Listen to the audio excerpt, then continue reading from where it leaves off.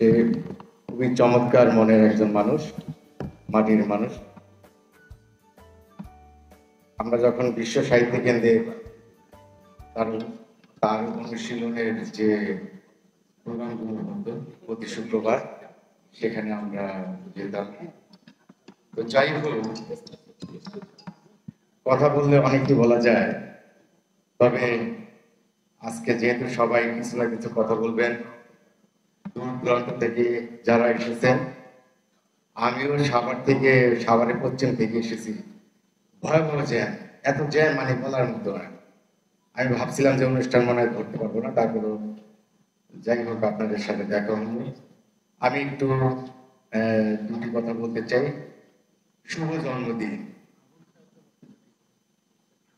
আবার এলো বছর ঘুরে, শুভ জন্মদিন।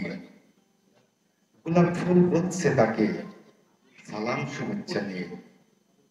প্রিয় তোমায় মনে পড়ে সকাল সন্ধ্যা রাতে, আনন্দ বার্তা বেজে ওঠে কোমল দুটি হাতে। অনুশীলনের যখন দেখা হবে, ঘুরবো সারা বেলায়, গল্প আড্ডা কবিতা গানে জমবে মধুর মেলা। জ্যোৎস্না মাখা মায়া মাখা প্রিয় তাহার মুখ, আজীবন ভালো কাটুক, ঘরে থাকুক সুখ। এই বলেই আমি আমার সংক্ষিপ্ত